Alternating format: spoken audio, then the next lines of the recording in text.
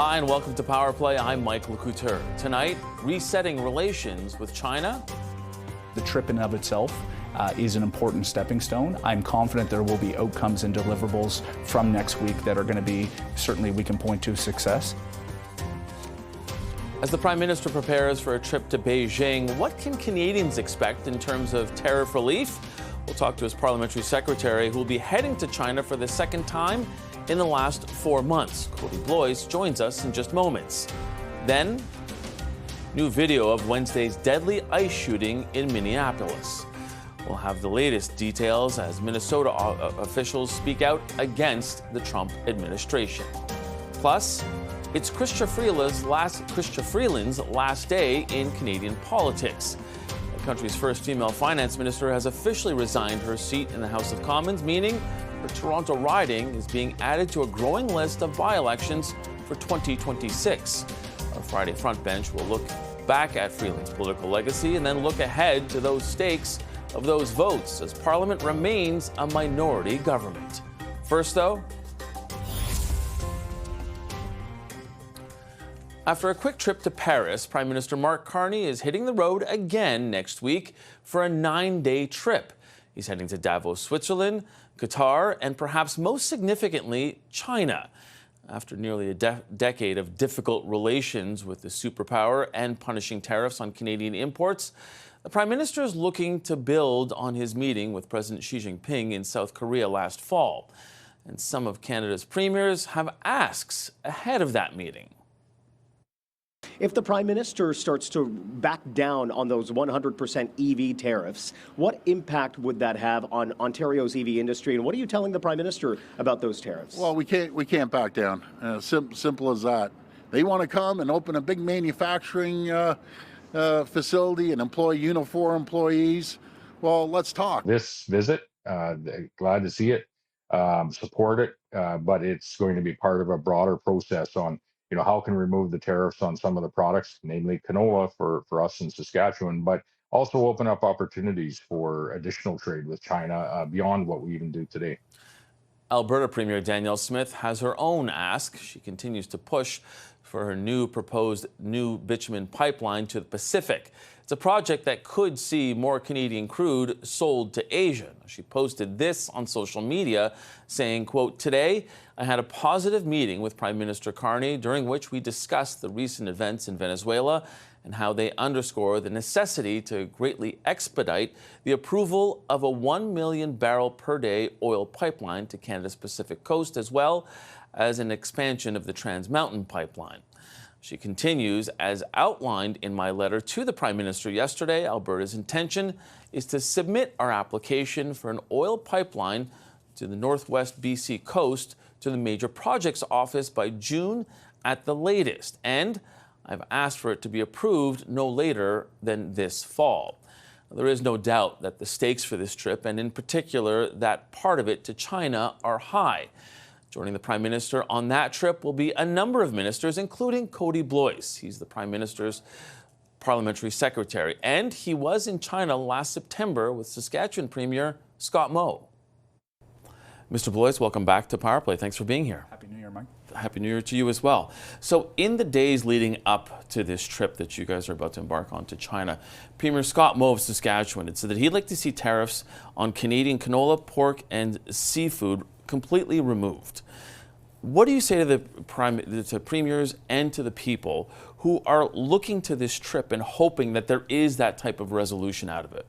What I would say, a few things. Let's take a step back. First of all, to my good friend Premier Moe, we've had a good working relationship. It started all the way back in September when I had the privilege of joining him to engage with Chinese authorities on those very same questions. But I think it's important for the Canadian people to understand that this has been a building block process that the Prime Minister has undertaken, frankly, starting back to the summer of 2025 with his engagement with Premier Lee.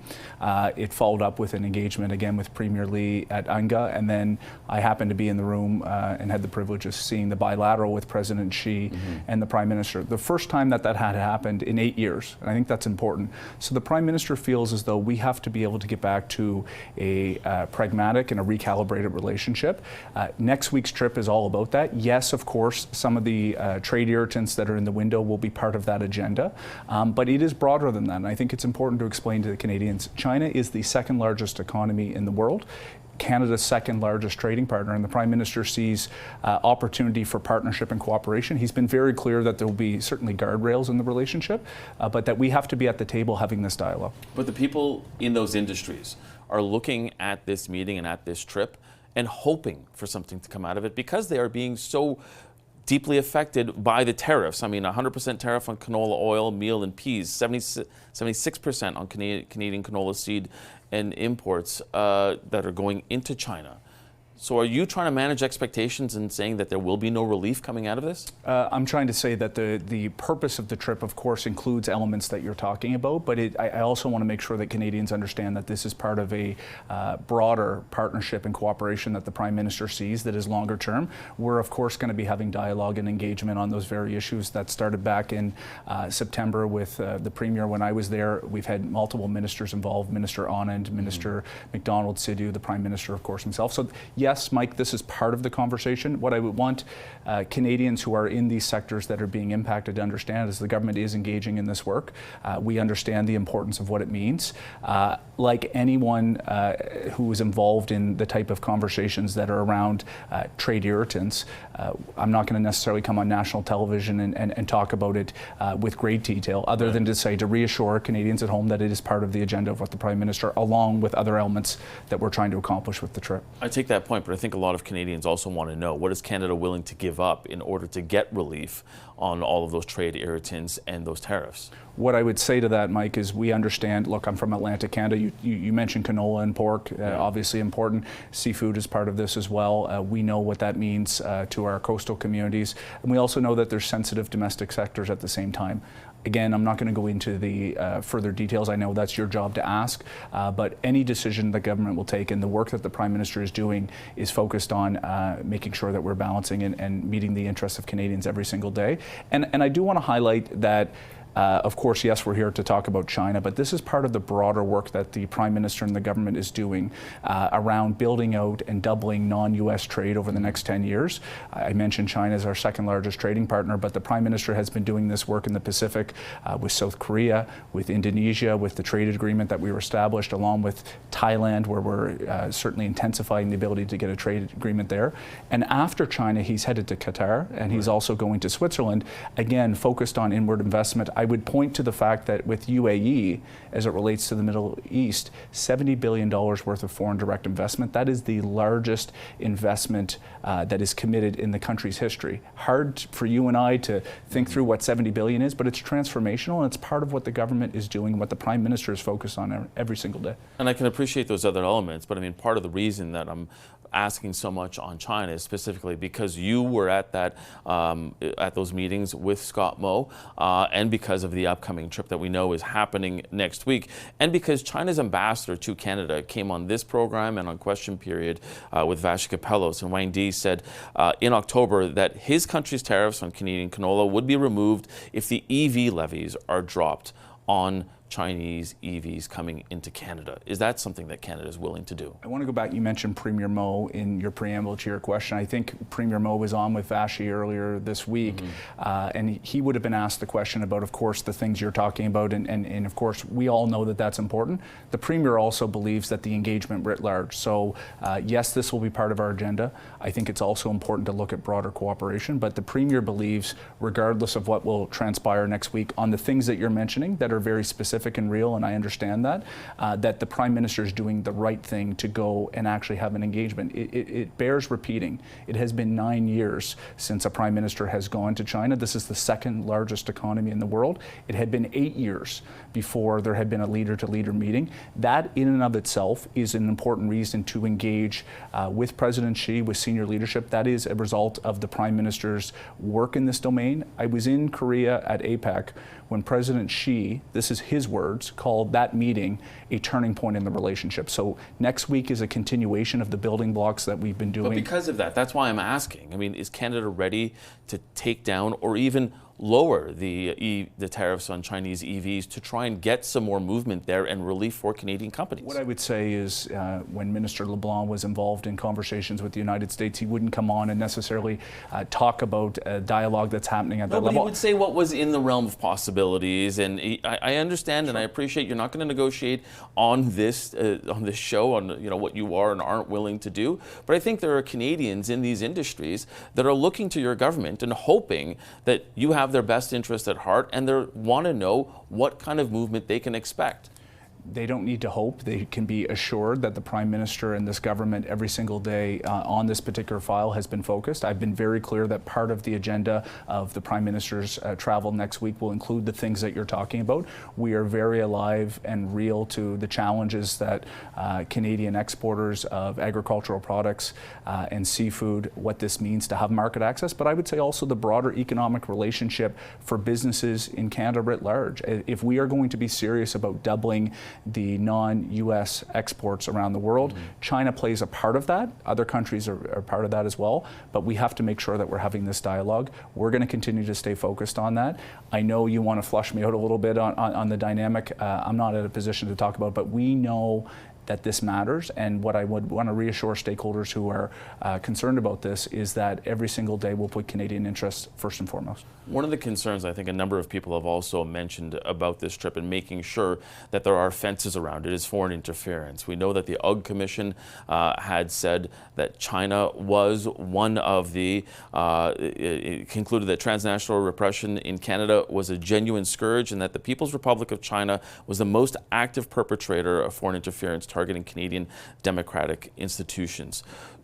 What assurances are you going to have when you come out of that meeting that China is being told, or what is Canada planning to tell China about foreign interference in Canada? There are existing law and security forms that China and Canada have established over a number of decades, but those are only beneficial and useful so long as that there's a political relationship that allows officials to get in the room and actually have some of those difficult conversations that you're mentioning. So that will be part of the conversation? It's on the agenda? What I'm saying is that this is part of what we are seeking to establish, is getting back to the table so that we can have difficult conversations on this. The Prime Minister mentioned in his bilateral and the press releases, or sorry, the press conferences after in Korea, that was raised. So I'll point you to that point where the Prime Minister referenced it himself.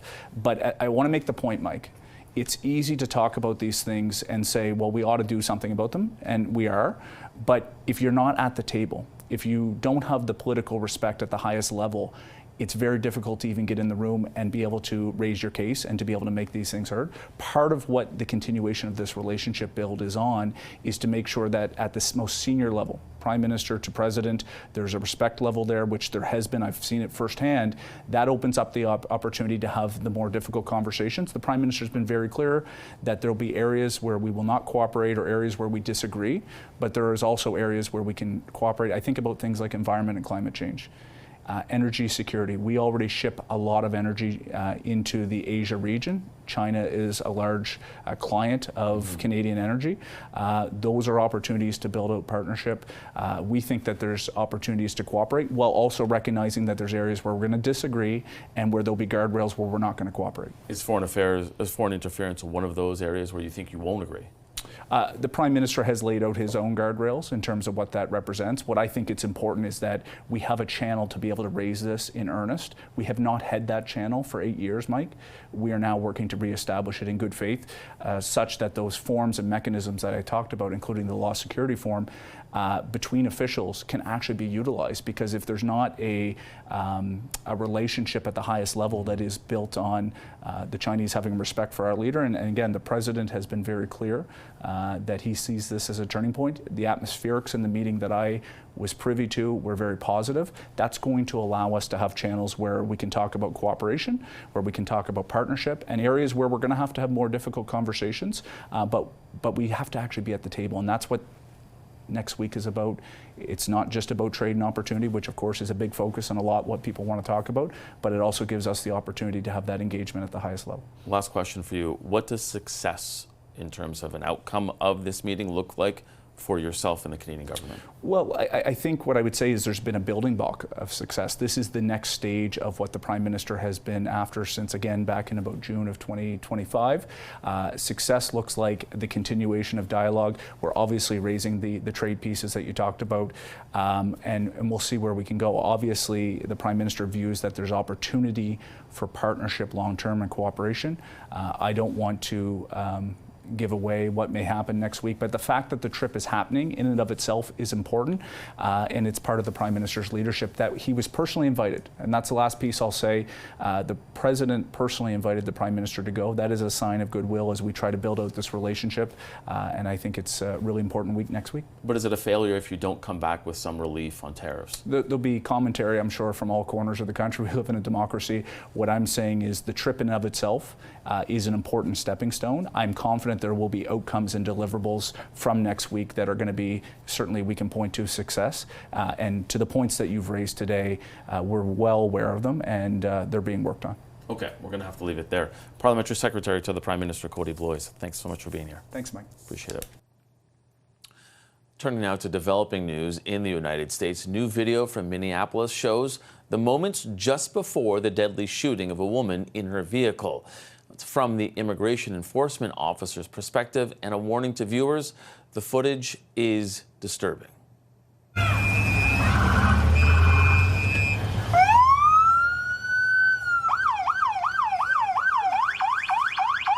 fine, dude. I'm not mad at you. So it shows the woman, Renee Good, speaking to the officer who would pull the trigger just seconds later. Before that happens, he films her license plate and circles the vehicle. Then, when she attempts to pull away, the shooting takes place.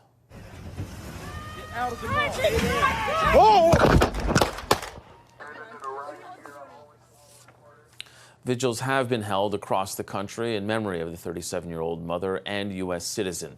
Protests also continued today in Minneapolis in what has become a flashpoint in the Trump administration's crackdown in U.S. cities. Coming up, provincial neighbors at odds. When we return, we'll take you to Manitoba, where that province's progressive conservative opposition leader sent a stern letter to Premier Doug Ford. He wants Ontario's premier to keep Manitoba-made Crown Royal in Ontario liquor stores. We'll talk to Abhi Khan right after this.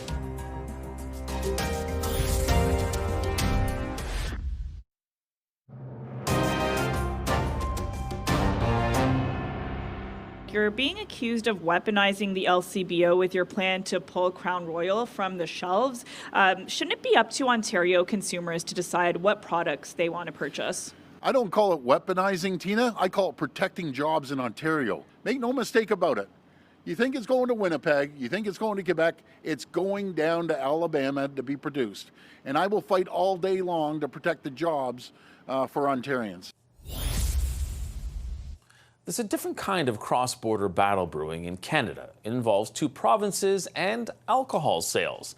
Ontario Progressive Conservative Premier Doug Ford is sticking by his plans to pull Crown Royal whiskey from Ontario's shelves. Now, the decision came after the parent company said it was closing down a bottling plant in Ontario.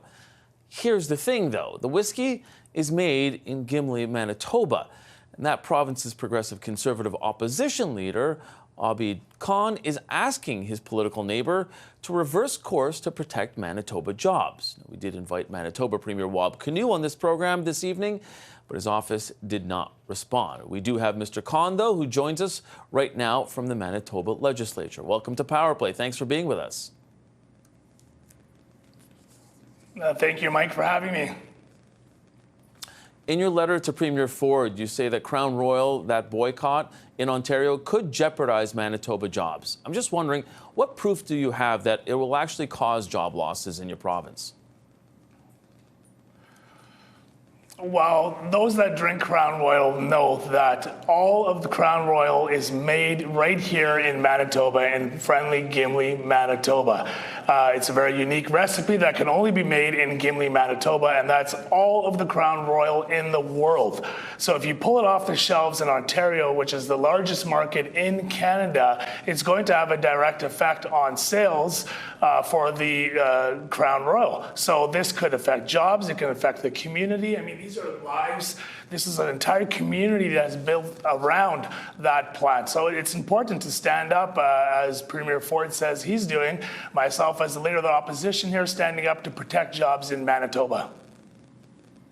And I understand you say that. I only ask because it's unclear as to whether or not any of the alcohol boycotts that we've seen at the LCBO have had any impact in the United States. I take your point that Ontario may be the biggest consumer of alcohol, but are you sure that it would be directly tied and it could affect sale or it could affect jobs in your province? Well, of course it would. Just logically, if you're thinking about it, all of the Crown Royal made in the entire world, the award-winning Crown Royal is made in Manitoba. So if sales are taken off the shelf in Ontario, the largest distributor in Canada of Crown Royal, it's going to have a direct effect on sales, which then would have an effect on employees and operations of the plant. So, I wrote what I would say a friendly letter to Premier Ford, urging him and asking him to keep it on the shelf. I mean, we haven't until the end of February where he said to take it off. I encouraged working together as provinces. I've encouraged, addressing interprovincial trade barriers that we've spoken about for a long time. Let's work together. Let's not pick fights with each other, and let's do what's best for Ontario workers and Manitoba workers. I'm curious to know if there's been any response yet from the Ford government. Has he responded to you? Yeah, unfortunately, I haven't heard anything as of yet, but I do look forward to having a conversation with him shortly and addressing that and other issues on how we can work together as a province. And that's my job as a leader here in the province of Manitoba. It would be nice if the Premier here, Rob Canoe, got back to you guys and got on and talked about what he's doing. He's been very silent on this, very silent on standing up and protecting Manitobans' jobs.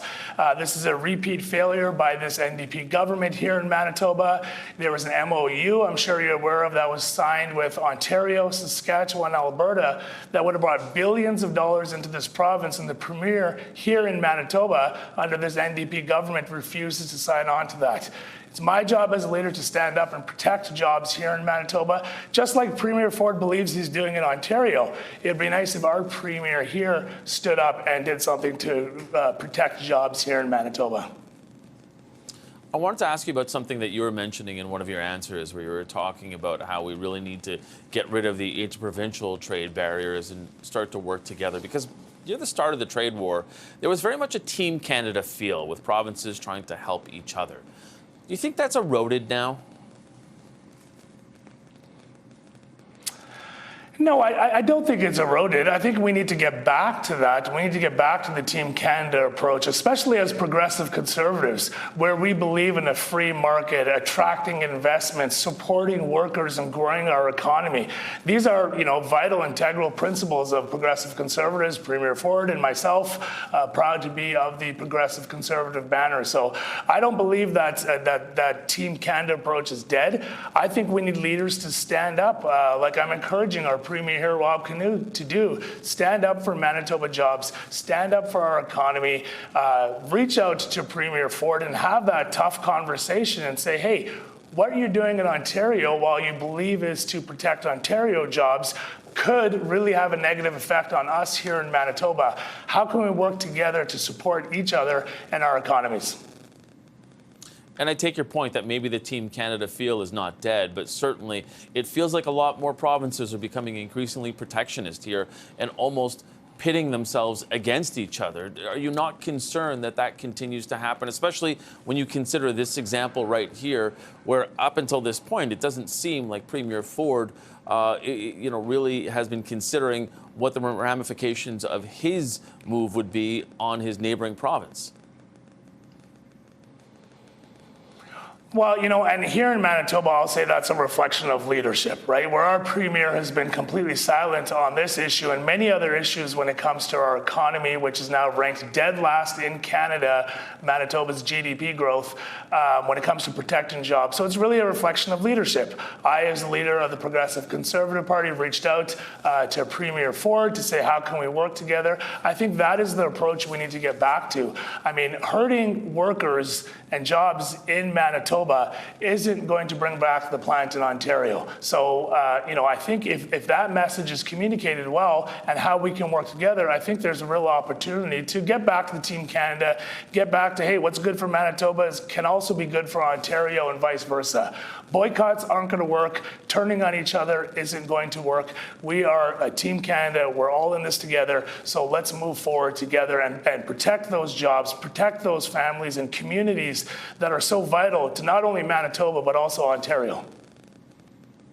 Okay, we're going to have to leave it there. Robbie Kahn, the leader of the official opposition in Manitoba. Thanks so much for joining us. Thank you very much. And for those, if I can say one last thing, if you like Crown Royal, get out and buy a bottle of Crown Royal. It doesn't matter if you live in Manitoba or Ontario or Quebec or Alberta. It's the best whiskey in the world. Get out and support your Manitobans and Canadian workers. And I'm sure the company appreciates that plug as well. Thank you, Mr. Kahn. Still ahead, as U.S. President Donald Trump meets with oil execs about Venezuela, Prime Minister Carney is heading to China. Now, part of that trip is to find new markets for Canadian natural resources. So what's at stake? And what does a win look like on this trip? We're going to ask our front bench. Sabrina Grover, Melanie Paradis, and Carl Belanger will be here when we come back.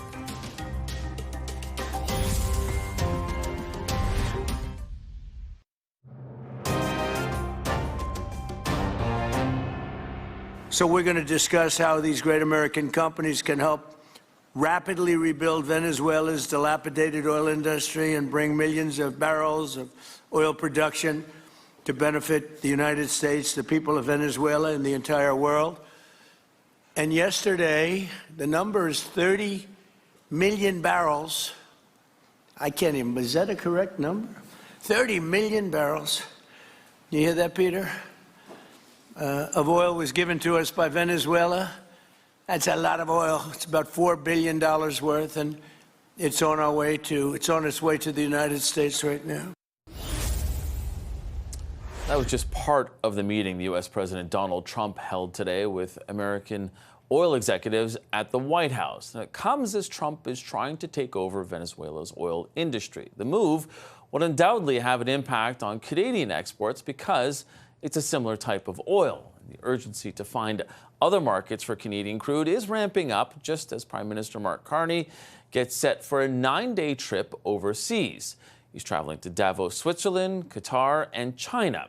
Here to break down the stakes of that trip is our Friday front bench. Sabrina Grover was a federal Liberal candidate in the 2021 election. She's a senior advisor at North Star Public Affairs.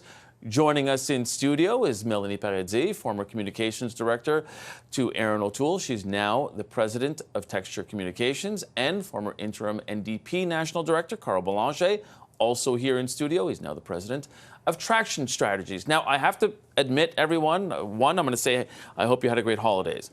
I'm a bit like Larry David. I stop wishing people Happy New Year after a certain time. So you're not going to hear it from me today, unfortunately. But I do wish you all a wonderful 2026. Okay. I'm just not going to say the other thing. Thanks, Mike. Yeah, I know. I'm nice that way. Sabrina, Cody Bloy really tried to manage expectations when we spoke to him earlier on in the show, especially for this trip. Do you think that's because of the nature of these types of meetings, especially with China, or because they really don't have anything they can deliver from it? I think there's two things that play into it. I think number one is managing kind of that relationship that we've already seen with China over the last many years that deals with things like foreign interference and some of the things that we don't like, the more unsavory elements of China's engagement in Canada. And so I think it's always important for whoever is communicating from government to be a little bit cautious and to be able to have that level of understanding that maybe Canadians while they are desperate for new trade routes, while they are desperate for new trading partners and want to push away from the United States, still might have some apprehensions about China. So I do think that that is important for government, and it's important for them to continuously recognize that. When it comes to expectations, I do think expectations are hard to set because it's also challenging to know what exactly Mark Carney is going to go in and ask for, given the nature of changing, the changing economics every day. So if this meeting had been held maybe the last week of December, you may not have had an oil element or an energy element conversation there. You may have just had it focus on EVs and canola trade-offs. But now he's going to have to understand what the implications are with respect to energy, with Alberta's oil exports or LNG exports, and potentially bring that into the conversation. And I think finally, like if I was Mark Carney, the thing that I would be most interested in is, how does China feel maybe about the Venezuela operation? And getting a bit of that more relationship building piece before you're going in and asking for trade-offs is really important. Mel, does that energy component really change the calculation, or do you think that it is basically trying to manage the expectations and almost lower the expectations? Well, there is no energy component until we're able to build a pipeline and sell our oil to other markets, including potentially to China. This trip to China, Sabrina's right to question whether or not the Canadian government should be asking China about their feelings about Venezuela. But I think it's pretty clear how they feel about what happened with Venezuela. That was a source of oil for them that now they will not have access to. Donald Trump's been very clear in his national security strategy that he wants Western hemispheric dominance, and that means eliminating Chinese influence from the Western Hemisphere. So one of the perils of Carney's trip to China will be anything that he comes back with is going to be scrutinized heavily by Donald Trump. Talk to me a little bit about that, Carl, because that is an issue, right? I mean, you have the EV tariffs that Canada did impose in concert with the then Biden administration. And if Canada is going to move on anything because they want some relief on the canola tariffs, we've already heard from the ambassador from China to Canada saying, yeah, you remove those EV tariffs and we'll remove our canola ones. Like, this is a delicate dance for him. Yeah, but one way it sounds like a low-hanging fruit, right? Oh, you do this, we do that, and it's easy. Yeah. Except it's not easy because the main commercial partner is south of the border. It's not China. So in as much as Prime Minister wants to diversify the trade and the commerce that we do with other countries, the reality is that there's not going to be any easy win with China. In fact, when you're the parliamentary secretary, the win is the trip. That's the win. Yeah. That's basically what he said on your show earlier. And so I don't have much expectations. I don't think Canadians have much expectations. It could be a long process, but it's good to open that door because, because of the trade war launched by Trump, you have to talk to other partners, even if you don't like China particularly because of the way they treat people generally and the human rights record and the environmental records. You have to talk to them. Why?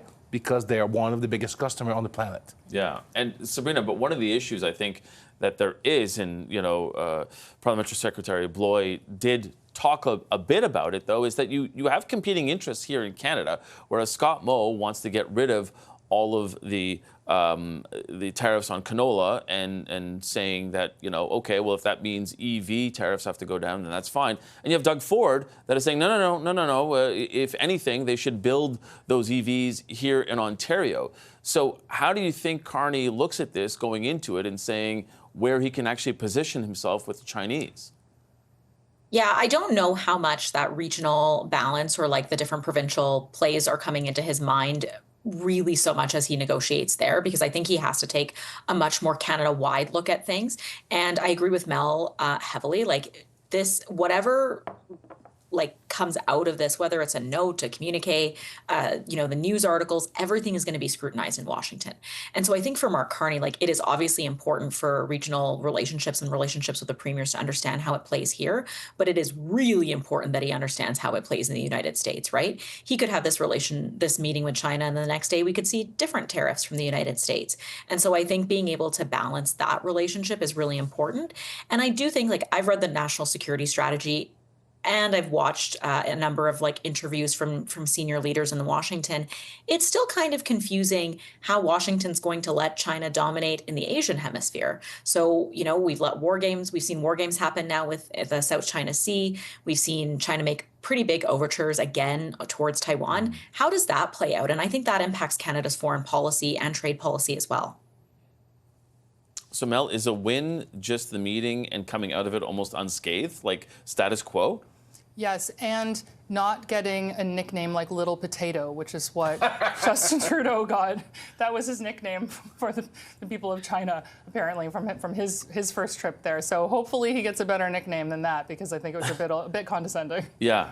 Carl, what do you think?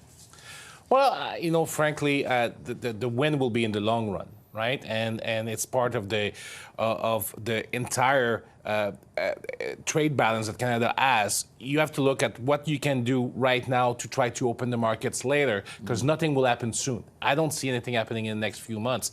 But if the trend continues and the negotiation on CUSMA goes south and quickly, you need to have opened some doors, and that's what he's doing right now, just to make sure that there are some possibilities if things don't go Canada's way during their negotiations with the U.S. Opening doors, starting conversations, and hoping that they continue. Okay, we're going to close the door on that subject just for now, but we are going to continue right after this with Chrystia Freeland vacating her House of Commons seat. So we're going to dig into not only her legacy, but also the stakes of the several upcoming federal by-elections that will be happening in 2026. Power Play, we'll be right back.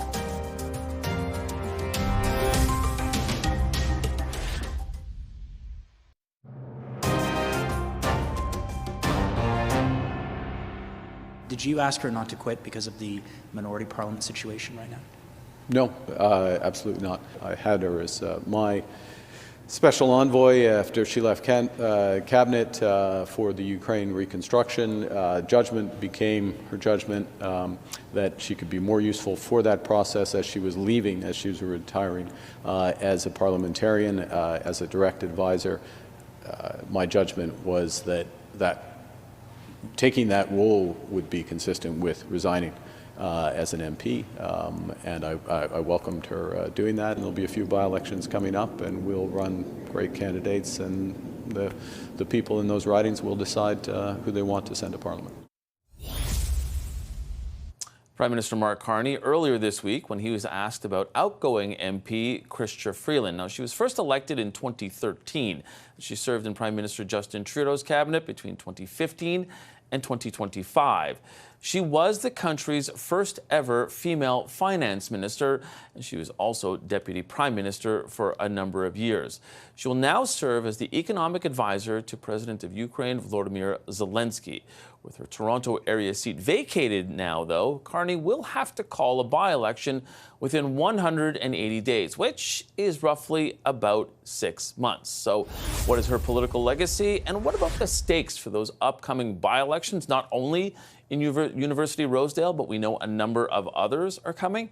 Let's bring back the front bench. Sabrina Grover, Melanie Paradis, and Carl Boulanger. Sabrina, let's start on her legacy, and let's start with you there. How do you think she will be remembered? You know, I think when I think about Chrystia Freeland, I think about a real powerhouse in Canadian politics. And I think somebody who is well respected, not just by Liberals across the country, but also by Conservatives. I think evidenced, of course, by her very close relationship with Doug Ford, though I don't know if they ever had any sleepovers together like Doug Ford and Mark Carney. But, you know, I think that Freeland demonstrated not just skill in her portfolios, but real tact. And certainly as Minister of Foreign Affairs, the negotiation of CUSMA Round 1, her engagements when Russia invaded Ukraine back in 2022, as a parliamentarian, as a leader in Canada, I think that she has a lot to be proud of. I think her legacy, of course, in finance, not only being the first finance minister, but of course bringing in childcare across the country is really, really important and is something that we'll remember for a long time. And I think that she can be proud of her career as a parliamentarian. Mel, is it difficult for somebody who likes to sit in the opposition side or the opposite aisle to try and think of all the good that she may have done? Of course, you know, there were a lot of things that I disagreed with Chrystia Freeland on over the course of the years, especially when it came to the economy and to the finances of the country. However, especially after Putin's illegal invasion of Ukraine, she really demonstrated incredible fortitude, and I had deep respect for her approach to defending the people of Ukraine and standing up against Putin. And I think a lot of Canadians, regardless of their partisanship, felt the same way in those moments with her. And so that's how I'm going to remember her time in politics. But I do think that I would be remiss if I didn't say that she will also be remembered for the downfall of Justin Trudeau. She will be remembered for the end of his political career. Also, Carl, when you consider that she was the finance minister, and she did, in that letter, call them political gimmicks and reject all of them, she was the one that stood by them originally. Exactly. I mean, it was the most scathing resignation letter in the history of Canadian politics, perhaps. But the things she was complaining about in the letter are the things that she brought forward as finance minister. She did not put her foot down when it was time to do it, before moving forward. And that's a problem. And I think she was always more comfortable in her role as with foreign affairs and trade negotiation that she was in finance. But the truth is that she will be remembered as the one who brought down Justin Trudeau. She's the one who did it single-handedly. She was not really rewarded for that. The Liberal membership certainly did not support her in a way that they could have if they thought that was the right thing to do. But I think right now, people in the Liberal ranks are quite happy that she did what she did because they are a seat or 2 seats away from a majority, and that's because she was able to bring down Justin Trudeau by that spectacular move before Christmas 2025. Yeah, and we don't want to change 2024, sorry. 2024, right. It seems like 2025, what was 2025, really, when we think about it, right? Not to change the channel on this, but certainly to change streaming services, with a little bit of a nod to Minister Freeland there. Sabrina, we're going to have some by-elections. University of Rosedale, for sure. We know that there's also going to be one for Matt Genereux. There are other questions about whether or not there are other MPs who will be saying adieu on Parliament Hill. How important is this now going forward? And I say that because, as Carl mentioned, right now, as we sit, yes, Freeland's seat is no longer occupied, so they're 2 seats away from a majority, even though it is vacant at this point. But how important are these now going forward? Because there could be changes here, even though with some of the thoughts of where some of these by-elections could be, that they may still be in strongholds for whoever is holding it now. What are your thoughts on how that's going to look and how things could change in 2026? Yeah, I mean, I think back to June 2024 when we had the Toronto-St. Paul by-election, and stakes were dire for the Liberals in 2024, and thankfully we've reclaimed that seat. But we've had a lot of ups and downs in the GTA. I think about Toronto-York as a seat that we lost in the last election, and I think that's an important. I think that's an important loss, and I think that's something that we certainly need to think back about how the Liberals get that seat back. University of Rosedale, I think, will be important because it will be important to see how Carney's politics over the last year has played out in the GTA. And I think he's done a lot to strengthen his relationship with Doug Ford as well. I think that has been positive. And I think that you often see folks who vote for Doug Ford also vote or vote progressively conservative in Ontario, also vote Liberal federally. And so I think that seat will be an important marker of where things go. The Matt Genereux seat, I think, Mark Carney's made a lot of inroads here in Alberta, but I by no means am convinced that we're going to win more seats in Alberta, despite things like the MOU. And then whether or not more seats come up and how Mark Carney plays out the rest of, the next 6 months, whether there's a cabinet shuffle, a couple of more people leaving, I think that'll be important. Overall, his ratings are extremely high. He's still very well liked by the Canadian population. All of his engagements, all of his international trips have been pretty well received. And I think the bigger question for me is, how do the Conservatives survive just Pierre Poilievre's leadership review in the next couple of weeks, and what does that look like for their by-election prospects? Yeah, Mel, no doubt that is a factor in this. One of the things that sort of strikes me, though, is that Mark Carney has always kind of said he's not a politician, even though, he proved that he was a pretty good one in recruiting people over to his side of the aisle. But how much of a test are these by-elections going to be for him as a political animal as well? I think University of Rosedale in particular will be a test for whether he can attract an all-star candidate, because that's a seat that's a pretty safe Liberal seat. Mm-hmm. That's the kind of seat where you want to cherry pick someone with an excellent resume who in a general election in any other seat, you'd never be able to get them to leave their job and to run. This is a great opportunity to be able to say, look, you're somebody I want to put in cabinet. we're going to line up University of Rosedale for you, and you'll be an MP for years to come. It's a great offer, and so we'll see if he's able to execute on that and who he's able to get. I'm thinking of someone like a Tim Hodgson. Like that's the kind of caliber of people who I think he wants to be putting in his cabinet to kind of get rid of some of the old Trudeau cabinet era people. When it comes to Alberta, I mean that's definitely a tighter riding. So the ability to attract a really good Liberal candidate to run in that seat will be harder because it's not a straight shot. Is it a test for the Conservatives, though? In any riding, like in any urban riding that, I wouldn't call it a swing riding, but it's certainly close. Yeah. Of course, people are going to view it as a test. I think they've had a really strong showing there before. Conservatives are really great in by-elections. We've got great get out the vote and strong campaigners. So I'm not worried about that, but I think it will be interesting to watch what the Liberals do there. How much of a test is it, Carl, for Carney to be able to attract somebody big in University of Rosedale? It's not a test as much as it is an opportunity, because I think Rosedale will be a Liberal seat at the end of the by-election. Traditionally, the NDP is usually second place, between 20 and 30%. Was not the case last time. And if the Liberals were not popular right now, the Conservatives could potentially have a shot. I don't think they do. But it's an opportunity for him to attract new talent, people that somebody that the Canadians have not heard about, maybe, or thought about as a politician. It's a great opportunity. And if I was the Prime Minister, I would call it by election sooner rather than later, because who knows when Mr. Genereux will actually resign. I mean, the spring is from March to June.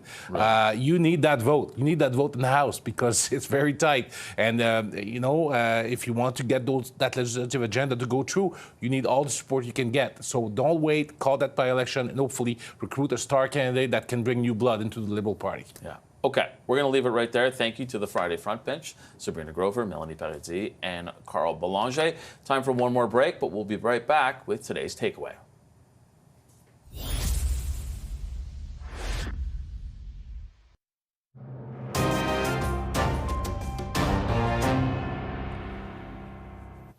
Welcome back. For today's takeaway, we're going to head back to the Prime Minister Mark Carney's China trip next week. Now, it is part of a 9-day trip that includes stops in Qatar and Davos, Switzerland. There's a lot of pressure on the China leg of this journey, though. So what does success look like for the Prime Minister as Canada seeks to expand trade away from the United States? Well, here's his Parliamentary Secretary, Cody Blois, who also laid the groundwork for this coming trip with a trade mission back in September. There's been a building block of success. This is the next stage of what the Prime Minister has been after since, again, back in about June of 2025. Success looks like the continuation of dialogue. We're obviously raising the trade pieces that you talked about. The fact that the trip is happening in and of itself is important. And we will have full coverage of that trip next week with one of our colleagues, Annie Bergeron-Oliver, who will be on that trip, and you'll watch for her reporting here on Power Play and CTV National News. That is your Power Play Week in Politics. Thank you so much for sharing your time with us. Fashion Capellos will be right back here on Monday. Until then, enjoy your weekend, but stay tuned because today's top headlines are just ahead.